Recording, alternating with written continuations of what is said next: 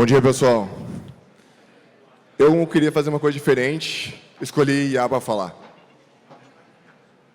Não, falando sério, olha só, a gente vê muito a IA como uma transformação digital e a gente não está vendo isso como ferramenta. Então, eu queria conectar a ferramenta, que é a IA, quero conectar a transformação digital e segurança da informação. E aí sim, a gente poder levar o nosso negócio para o próximo nível. Estou sem slide?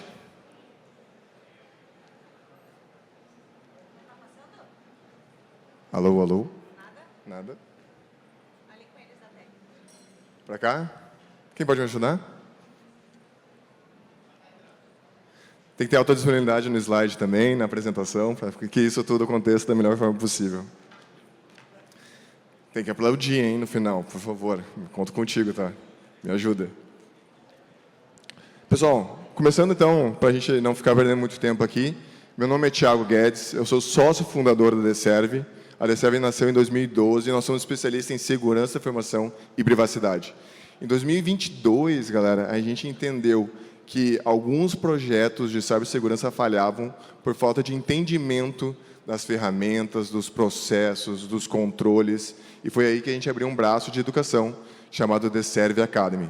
O Deserve Academy hoje já treinou mais de 3.000 pessoas. Hoje a gente é Centro Gold da Exim.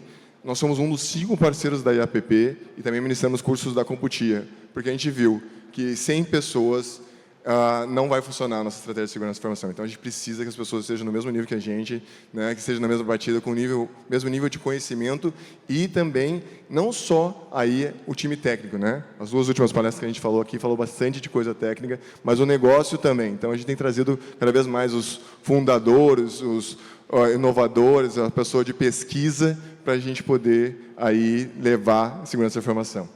Agora sim, IA como diferencial competitivo. Vamos ver se está funcionando? Boa. Galera, olha só. Quando a gente vai fazer inovação, o que as empresas têm feito agora? Vou lá, abro o ChatGPT, estou inovando. Vou lá, copio o meu código-fonte, jogo lá, peço para ele corrigir. Essa é a melhor maneira? As pessoas pensam que IA é transformação digital, a IA vai levar a gente para algum nível. Cara, tem que ver IA como ela é. Ela é ferramenta, ponto. Não é nada mais do que isso. E aqui, nós temos uma frase muito inteligente que a gente tem que pensar a IA como uma ferramenta da transformação digital. Sempre que a gente vai falar de IA, a gente vai falar de um processo contínuo. Não é hoje que eu vou fazer a transformação digital, é um processo contínuo. Esse processo contínuo vai precisar de pessoas, vai precisar de ferramentas. E muito do que eu quero mostrar para vocês é o seguinte: quando a gente vai misturar pessoas, máquinas, processos, isso vai gerar algum tipo de bagunça. Então, ontem eu vi uma palestra do Longinos, eu vi o pessoal da CIS Awards, parabéns pelos prêmios, e eles falaram o seguinte, eu achei muito interessante. Alguns CISOs precisaram fazer curso aí de conselheiro. Para quê? Para conseguir comunicar a segurança da informação com o negócio. Claro, a gente fica falando um monte de coisa que Zero Trust, chega no CEO e fala sobre Zero Trust. Qual é a chance dessa pessoa entender o que eu estou falando? Pega uma empresa da Serra Gaúcha, familiar, um fundador com 80 anos, fala de duplo fator de autenticação. Então, como é que a gente traduz o que a gente está falando aqui, que é muito importante, obviamente, é muito importante, mas eu traduzo isso para o negócio. E aquela pessoa que traz inovação, aquela pessoa que vai desenvolver um novo projeto, vai gerar uma certa insegurança para nós. Então, quando a pessoa de inovação vai pensar num produto novo, o ideal seria, né, e nem sempre ocorre, que a segurança da informação estivesse junto. Quando a gente vai falar de transformação digital, lógico, a gente tem que pensar no quê? Eficiência. Mas eficiência não é transformação digital. Por exemplo, se eu tenho um processo em papel e vou trazer esse papel para o digital, isso é digitalização, não é transformação digital. Né? Então, isso não resolve o problema. Daqui a pouco, eu fazia alguma coisa em 10 etapas e faço 8. Isso é eficiência, não é transformação digital. Para que eficiência se torne transformação digital, eu preciso de mais um carinha, que é inovação. Eu preciso fazer alguma coisa de uma maneira nova, mais rápida, mais eficiente, mas também que o meu cliente receba um produto novo, que o mercado perceba que aquilo tem valor. Muitas vezes a gente fala de inovação, a gente vai falar de grandes cases, né? O Elon Musk, SpaceX, mandar foguete, o foguete agora pode dar ré, acabou com a frase da maioria das pessoas que o foguete não dá ré. Mas Isso também é inovação, lógico, mas nós podemos fazer inovação num pequeno processo, na minha unidade fabril, na minha unidade de pessoas, isso tudo é inovação também. Só que se eu misturar eficiência e inovação, eu tenho um problema. Se eu fizer isso sem metodologia, sem processo, sem indicadores, eu gero risco. Risco para o meu negócio. Né? Hoje a gente teve um caso, hoje não, já faz tempo, mas a OpenAI, o pessoal da Samsung dava um Ctrl+C, Ctrl+V no código-fonte deles, jogava na OpenAI, mandava corrigir, daí, um belo dia, a OpenAI teve um vazamento. E todo mundo tinha acesso àquele código-fonte da Samsung. Isso é um baita de um risco. Porque o nosso desenvolvedor está usando isso. E talvez ele esteja usando aí cada vez mais outras IAs. A gente está falando aí de Shadow IT. Lembra daquela época que a gente falava que o cara usava o repetidor na mesa dele para pular, usava o 3G para navegar? Agora ele está usando uma IA não autorizada. Né? Ah, DeepSeek é o canal, eu vou até DeepSeek. Ah, não, agora é Claudi. E, não faz, e o negócio não está sabendo que isso está acontecendo, eu estou abrindo uma brecha gigantesca no meu negócio. Para que a gente possa garantir transformação digital, o framework que a gente recomenda é esse. Primeiro, a gente vai pensar no cliente como base. Né? O que o meu cliente, eu vou entregar de novo para ele, como é que ele deve ser atendido, eu vou olhar para o negócio e ver, hoje com inteligência artificial, eu consigo entregar um nível de personalização que nunca antes foi possível. Então, eu olho para esse cliente, o que esse cliente valoriza, eu entendo ele, como é que eu posso me diferenciar dos meus concorrentes. E hoje a gente falou de cliente no centro, isso só é possível por causa da tecnologia que a gente tem hoje. Cada vez mais, isso vai nos diferenciar. Como é que eu entrego para o meu cliente? A segundo item, que é competição, a gente está falando de plataforma. Né? Alguns concorrentes aqui, a gente já fez negócio junto e a gente quer cada vez mais moldar o sistema, que a gente possa ser uma plataforma, criar um sistema que a gente possa ganhar dinheiro junto. Às vezes eu posso revender o meu concorrente. Às vezes, em alguns mercados, eu posso ser parceiro. Em alguns mercados, eu posso ser concorrente. Ver como é que eu posso criar esse ecossistema. Tenta imaginar, por exemplo, uma Amazon, tenta imaginar aí um Mercado Livre, vende qualquer coisa. Você vai fazer uma plataforma de educação. Então, pensar na competição é um pouquinho diferente. Hoje eu não vou mais competir com o meu vizinho. Eu estou na Serra Gaúcha, eu não compito mais com o meu vizinho de porta. Não, e também não é no meu estado. Talvez, às vezes, eu vou competir no âmbito nacional ou até internacional. Isso é importante. A gente fala muito de dados é o novo petróleo, ok, todo mundo já sabe essa parte. Mas como é que eu estou armazenando esse dado? Onde é? O que eu quero com esse dado? Olhar para esse dado e realmente perguntar, o que a gente está fazendo? Eu conversava com alguns colegas, né, a gente já formou mais de 3.000 pessoas, a Bruna Família Silva, nossa DPO, está aqui também. Então, ela estava contando no almoço com a gente, dizendo o seguinte, existe uma igreja que pegava algumas informações de quem fazia o dízimo. E eram mais de 70 itens. Tinha até assim, se era casado sim ou não, se a pessoa que era casada tinha CNH ou não. Por que estava coletando isso? Isso pode ser um baita de um risco, né? Isso também a gente tem que pensar, quais são os dados que a gente quer? Isso é um dado muito importante para a gente avaliar. E daí, depois disso aqui, a gente entra com inovação. Ok, certo? Agora eu vou fazer algum tipo de inovação. Só que a inovação não é qualquer inovação, ela tem que ser uma inovação percebida. Né? Grandes cases, vou trazer, por exemplo, o Airbnb. É um outro nicho de negócio, mudou completamente. Ou, por exemplo, a gente tem o Uber, falam muito da uberização. Né? Inovação tem que ser uma coisa que realmente seja disruptiva, inovadora, fora do comum. Você lembra que eu voltei anteriormente lá?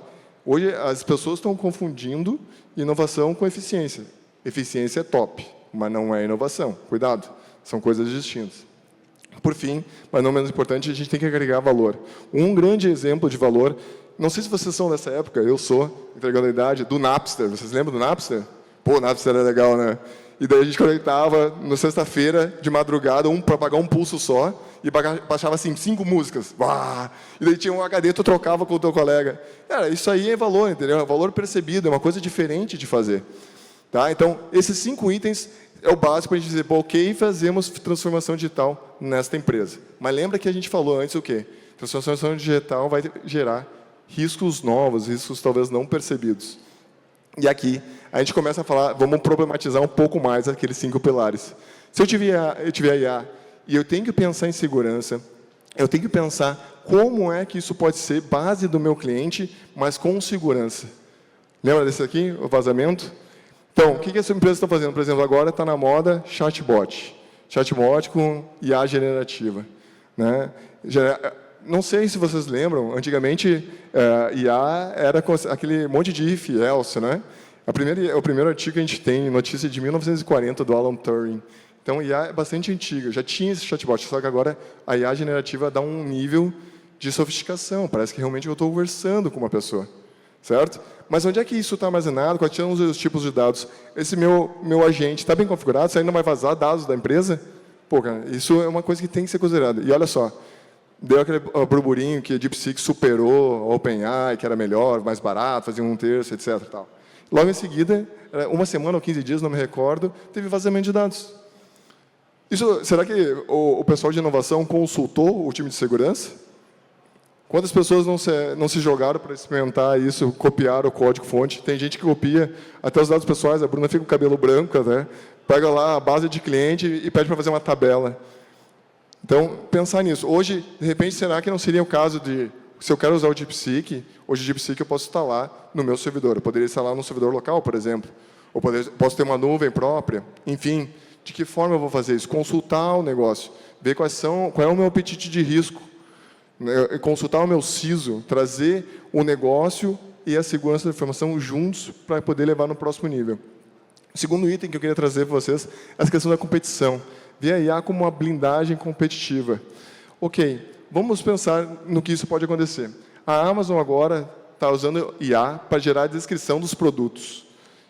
Isso é muito bom. Existe uma empresa parecida aqui no Brasil que é a Cadastra Aí. Procura, é muito legal. Antigamente, você tinha um e-commerce e você tinha lá filtro de papel de café 102 Melita. Daí você tinha que fazer a foto na mão, a descrição na mão. Né? Agora você vai lá, bipa o QR Code e já faz toda a descrição disso. Ótimo.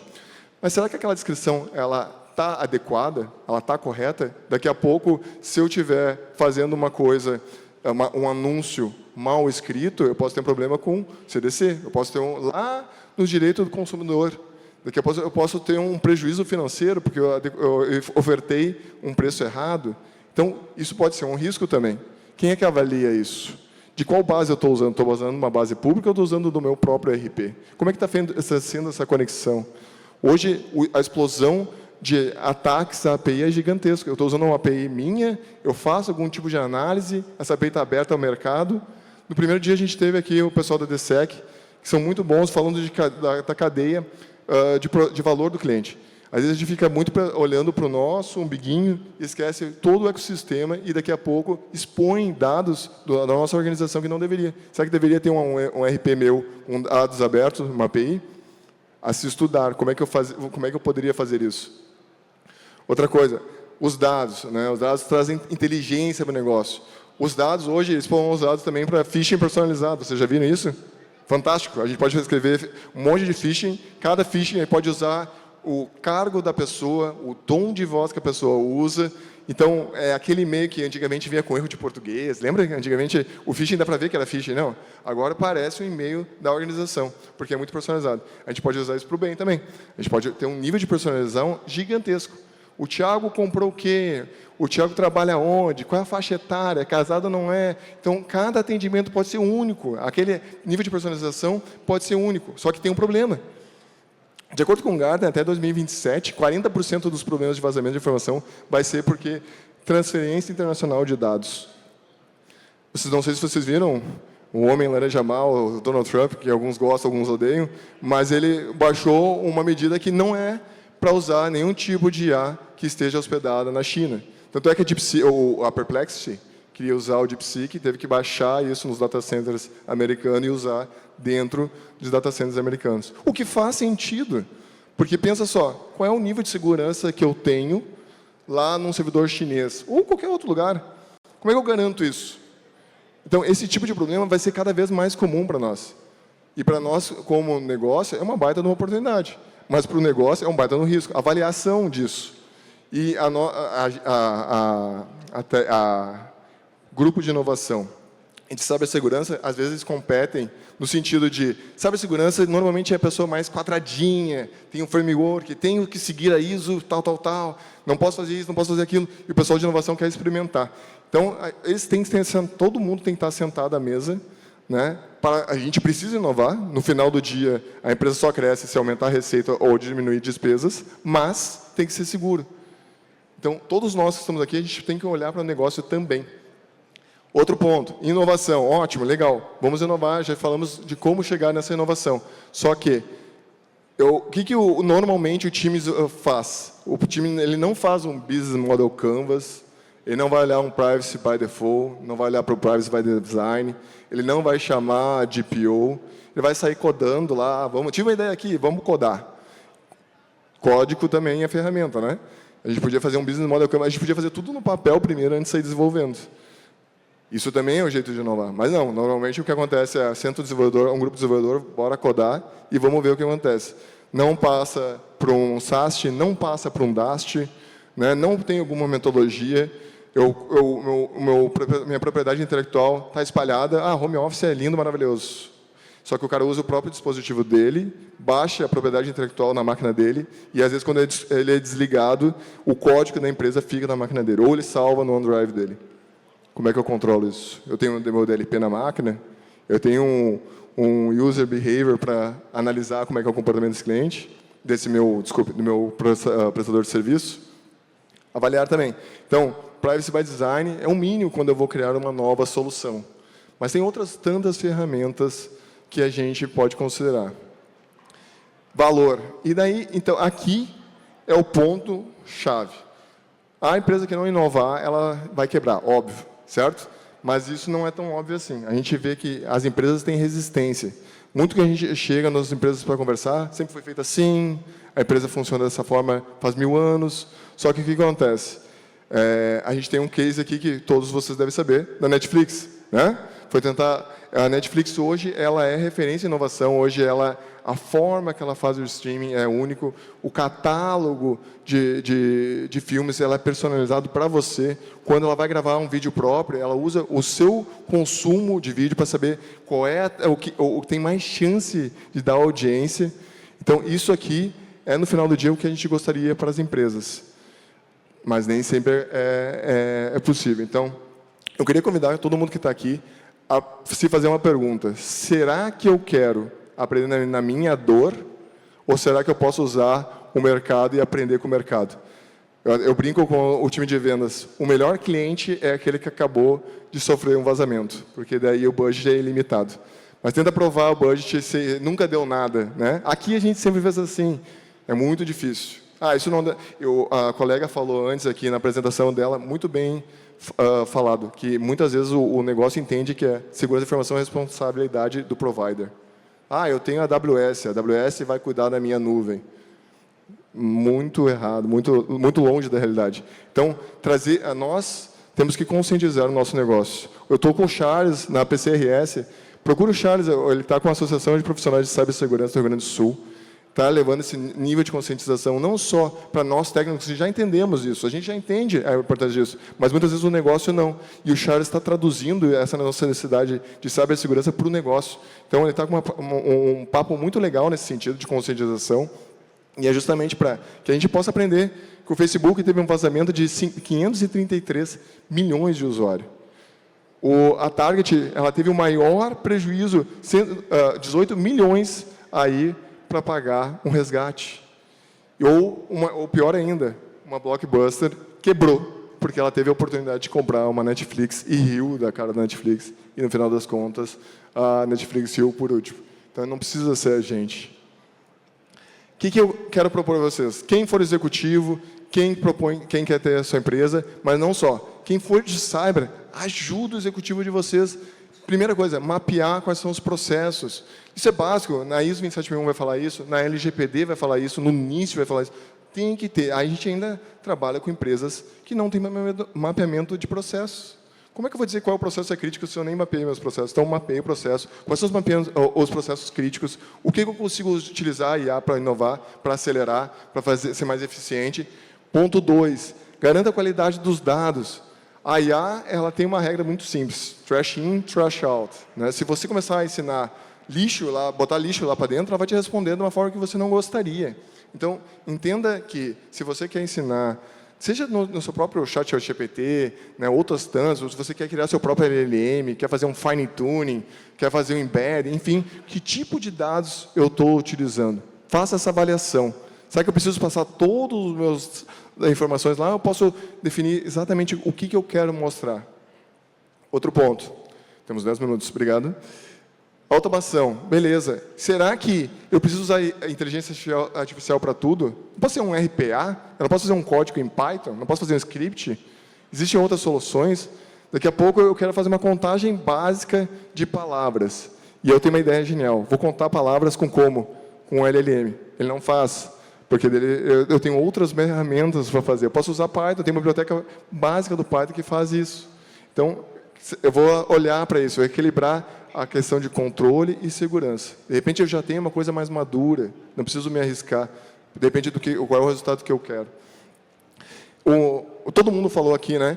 E eu gostei muito da primeira palestra que eu vi, da CultSec.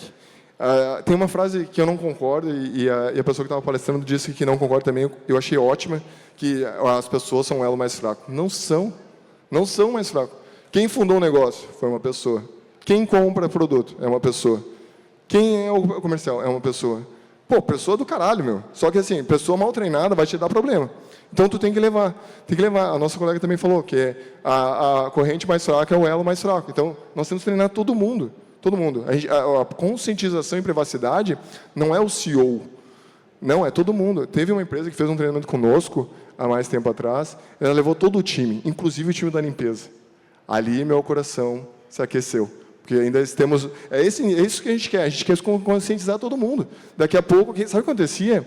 Era um cartório de cobrança, que às vezes caía pessoas famosas que tinham dívidas, e daí a pessoa, olha aqui, Ronaldinho Gaúcho está devendo.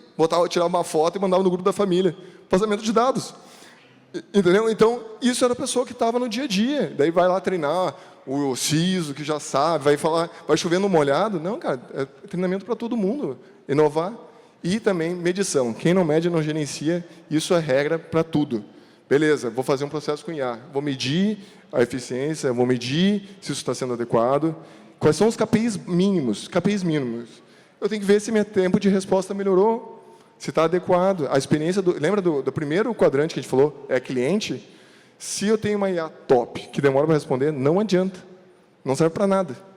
Então, qual é o tempo de resposta que eu vou ter?